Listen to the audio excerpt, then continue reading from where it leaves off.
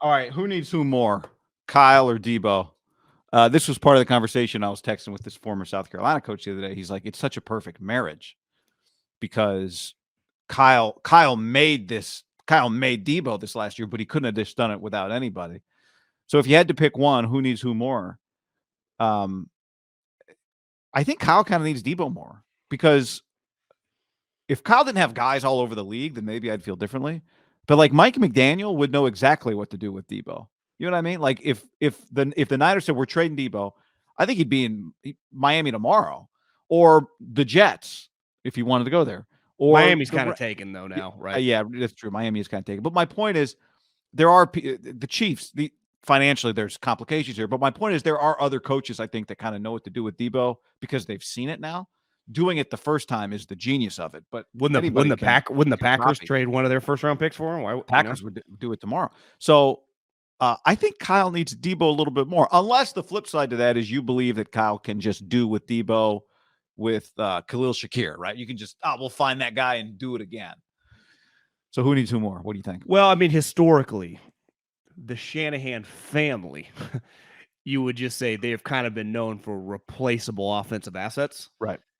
And that was more specifically running backs and even quarterbacks.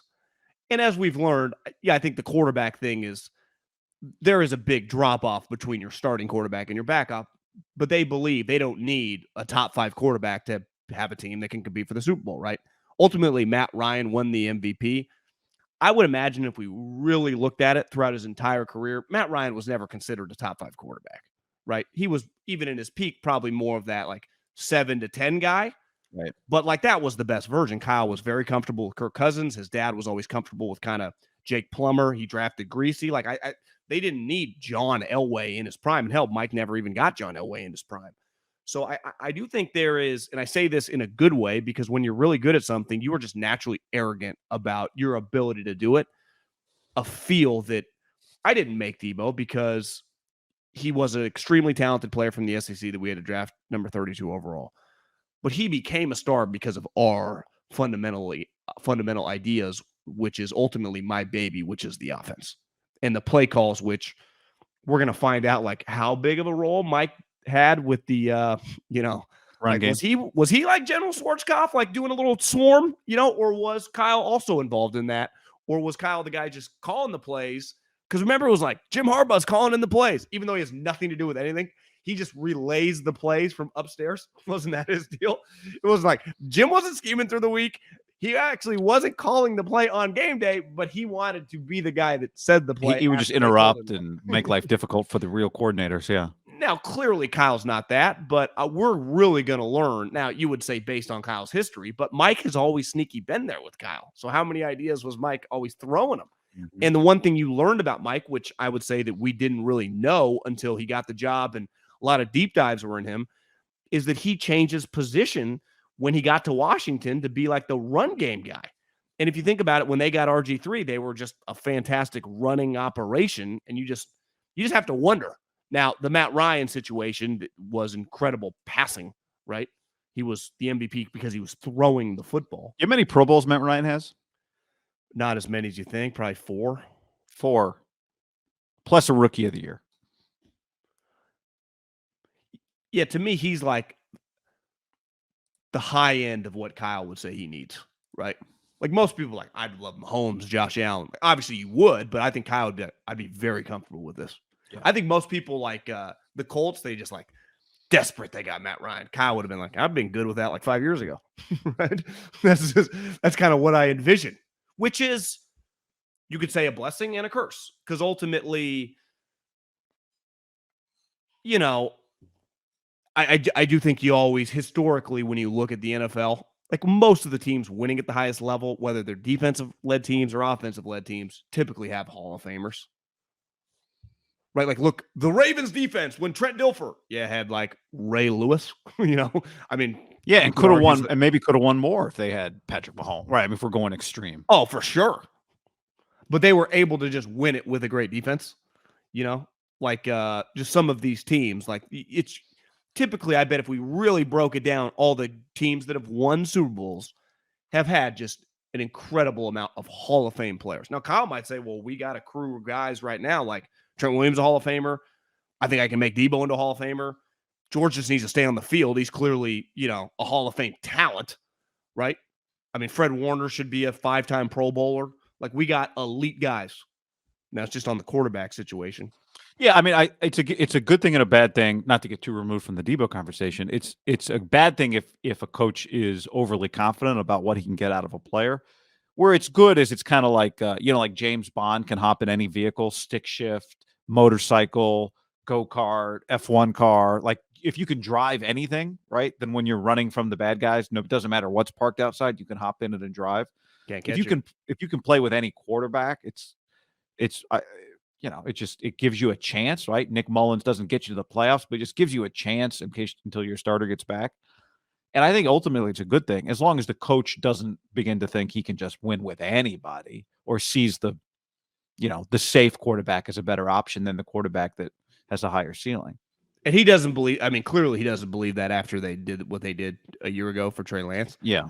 But the positions are something that we're still learning. Like, he got rid of DeForest, right? I mean, I'm not saying they're going to, I do not expect Deebo to not be on this team, but it's going to be very fascinating the way this whole, I saw before we hopped on, I just went to Roto World and did a quick scroll, see what was going on out there in all the different newspapers. And one of them was the Seattle Times reported, I would imagine maybe Seattle, maybe Monday or Tuesday, just their workout start, right? And they say everyone fully expects, including DK Metcalf, has said he's going to be there. Now they're represented by the same guy. It's not like DK, I'm just waiting for my little old contract too, right? I mean, he is literally in the same boat. So I think over the next couple weeks, and really it might be next week, depending if all three of these teams, like, are AJ Brown, DK Metcalf, do they attend, right? Do they just show up to work out? Because whether or not, like, he has a bonus or not, if Deebo is the one of the three that isn't there, this story kind of goes to another level, right? Right. Do the 49ers expect when they're actually on the field and practicing in a month for him to be there, or is it still up in the air? Yeah. Has he given them some sort of ultimatum?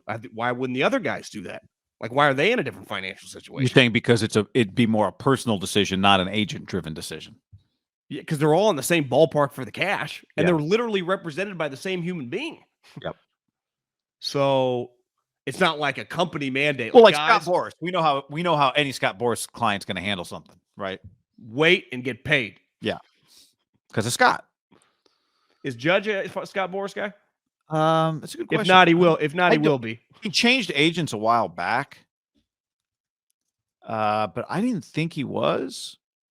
PSI Sports Management. That's not Boras. Yeah. Boras Corp. And the reality is that she A-Rod it in threes the other day at the T-Wolves pregame. You see his girlfriend, who I actually found on Instagram after the Packer game, immediately followed. She followed me back, and they are still going pretty strong, guy. Like, she's sneaky because a lot of times they're not as public, but she'll do a lot of like picture from 30,000 feet, but it ain't in the Delta airline. It's like her and A-Rod have. I mean, I think they're pretty hot. They're out there, huh? Yeah.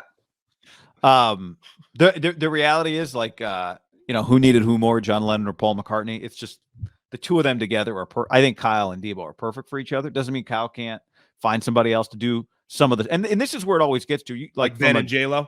Like Ben and J-Lo. Like, from a draft perspective, can you get 85% of the production for 20% of the cost? Right? It's not always about, can I replace this guy exactly? It's just how much of them can I get? I think you can think about that with a lot of players.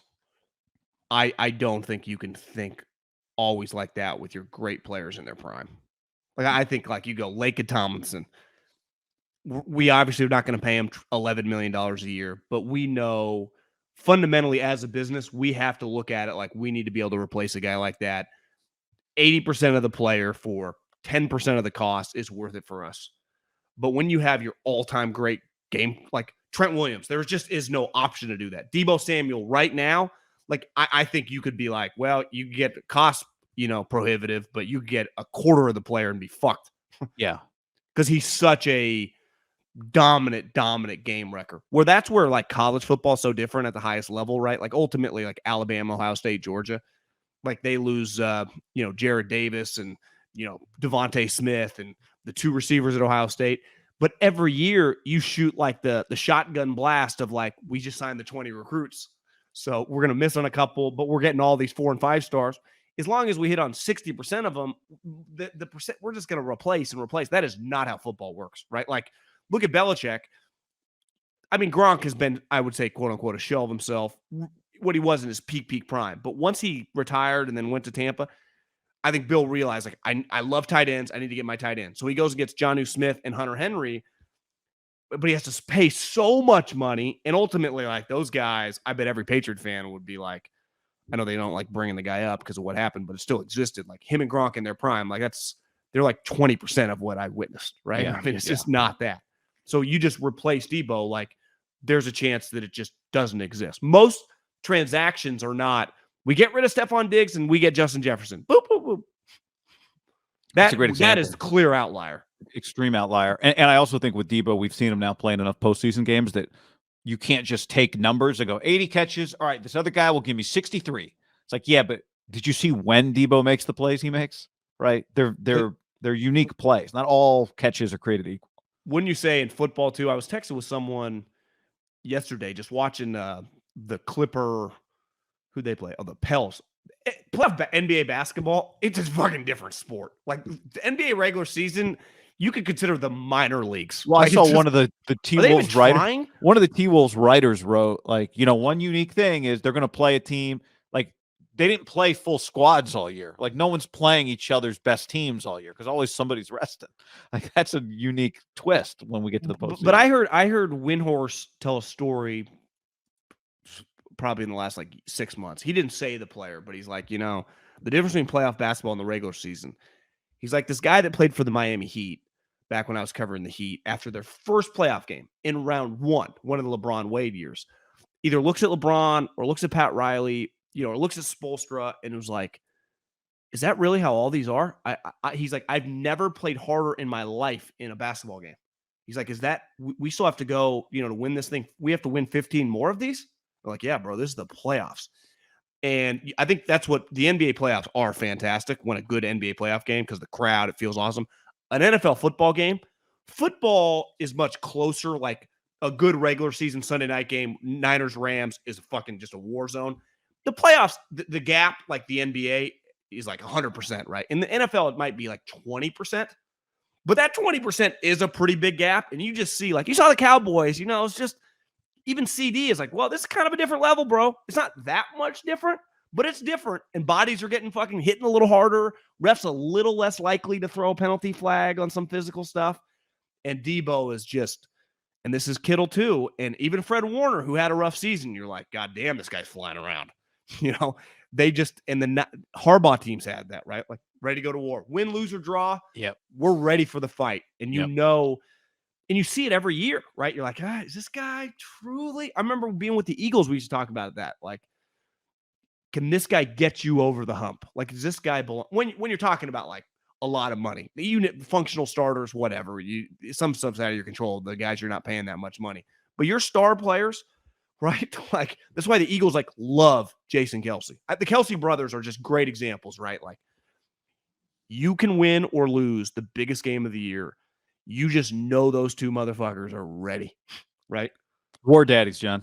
Absolute. And to me, George, like, I have no issue with George's, and really his only flaw is that he gets injured sometimes. That's just the nature of his position. But like, I like that guy on my squad. He plays playoff football every week. Yeah.